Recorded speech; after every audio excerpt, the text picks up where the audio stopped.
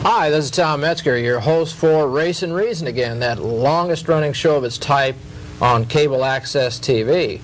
Seen around the country on many local cable access systems, and those cable access systems serve many times 3, 4, sometimes 5 towns and cities. And we're dedicated, of course, to freedom of speech, true freedom of speech, which upsets some of our opposition. We feel we're an island of free speech in a sea of controlled and managed news, and if you don't think news and so forth is controlled, only 26 corporations control all the media in the United States. So today we have a very interesting guest who has been on the show before. His name is Nikolas Schreck, and he has a musical group and organization called Radio Werewolf that he terms a musical terrorist organization, and he's also a revisionist writer who has written a book called The Study of Charles Manson. Nice to have you here. Always a pleasure Nikolas. to be here, Tom. How are you? What's been happening to Nikolas Schreck since the last time we met? Well, we're entering phase 2 of Radio Werewolf's operation for world dominion, and what we're waging is a cultural war right now on every front, in music, in literature, utilizing the media against itself. What we're trying to do is bring back a resurgence of the Western European tradition that has been all but lost in the world. And we're using music because that's the instrument that young people respond to right now. We're doing propaganda directly to awaken the wolf in man, because the wolf is a symbol of Western European power and fury, and that's why we use the werewolf imagery. Now you have used what you had termed neo-Gothic music in the past. Well, Gothic, of course, is a Germanic tribe, and there's a spirit to the Western people that is unique in the world, and it is a Gothic spirit, and I think that's the purest form of Western culture, and I think we keep that flame alive in Radio Werewolf. I understand you're talking about the evolution of this, that your music is getting more into the political... Well, our music, well, I wouldn't say political, because we transcend politics. Politics is merely the puppet show of human beings, and we transcend that, but we are interested in the control of human beings for our own purposes.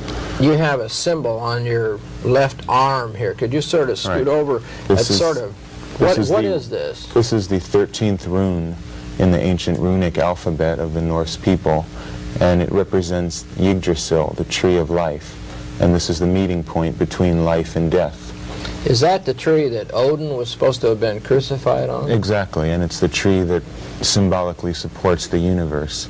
And the wolf's angle symbol we use as the symbol for the Abraxas Foundation, which is sort of a Thule society for the 90s. In the words of my collaborator Boyd Rice, it's a fascist occult think tank. And what we're doing is coming up with new strategies and techniques to bring this cultural renaissance into the future, into the 90s. I noticed you have a wolf's ring on your finger there. Well, as I've explained, the wolf has always been a particularly Western European image, and the wolf represents the beast in man. That's what we seek to unleash in humanity, because it's been repressed and tamed by Judeo-Christian values, and that above all is what we seek to eradicate. The wolf should be unleashed. We can hearken back to Norse mythology, where Fenris, the ancient wolf god, was unleashed upon the world, and the Götterdämmerung occurred, the Ragnarok, the end of the world. And symbolically, that is what we are undergoing right now in history, an end of the old order, an end of the old world, and the beginning of a new order. The end of the economic determinist idea and moving towards race and culture? Of every idea, of every traditional idea of the past. In my opinion, we're living in a dead world. All the traditions of the past are decadent, dead, corrupt, and anyone who continues to cling to them are like maggots clinging to a corpse. So the music today, you would see it as... Music of today is absolute swill. It's designed to keep young people passive, restrained, and it's designed to tame them and keep them into sort of domestic sheep. I would separate young people today into two breeds. There's predators, which are the wolves, and there are the sheep, and that's most of them. And we appeal to an elite. We are, frankly, an elitist organization. We seek a few excellent people.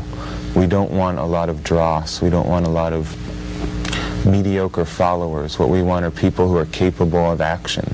Do you see a lot of, do you see some elements of what you're talking about in other music that's... I think the skinhead movement is a very positive step away from the decadence of the rock and drug culture that has dominated the youth so much.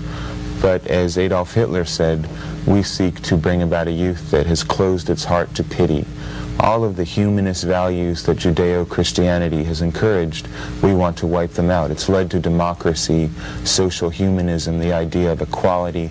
All of this filth has to be wiped out if the human race is going to continue to take the next step in evolution. What do you believe that would be like if you were in control, as far as your attitudes towards your own people? Well, we are in control because basically we are not a political organization, we are an occult organization. We're working behind the scenes to manipulate the way that people think. The war that we are waging is a guerrilla war on the human mind. And we use musical frequencies, the dominant frequency, which I've referred to before, and symbolism and imagery to awaken dormant aspects of the human mind. Isn't it difficult to get club dates and things like that, obviously, once... Well, we no longer are working in the context of that whole sphere of activities. We are moving into a much more elitist direction. We're only seeking individuals who are competent and who are willing to take action. There's a lot of people who will be an audience or a spectator, but we want people who will act. And so the Abraxas Foundation's been for some time? Or? The Abraxas Foundation is an organization that Boyd Rice and myself founded, and it's dedicated to bringing about the values which we consider true and determined by the natural order. And in our opinion, humanity has moved away from nature, and race mixing, genetic suicide, the destruction of the gene pool, all of that is completely inimical to the natural order. We need to return to order. Is this, could this parallel somewhat Nietzscheism and Nietzsche? Well, Nietzsche was certainly a forerunner of our thinking because basically we're concerned with evolution, maintaining the very best of humanity and destroying weakness, destroying everything that Judeo-Christianity has succored and kept alive. We have no concern for the homeless, particularly. We don't have any concern in helping people. We're not seeking to convert people. As far as I'm concerned, in 1988, this is the cutting point. Either you are with us now, or you never will be with us. What do you think about writers like, say, Oswald Spengler, writing in Decline of the West, the cycles of civilization? I very much believe we are now in a cycle of order. The 60s, 20 years ago, represented a cycle of decay, and since my message is directly intended for young people, I would say it's about time that young people move away from the corrupt values of the 60s, the drug culture, race mixing, equality.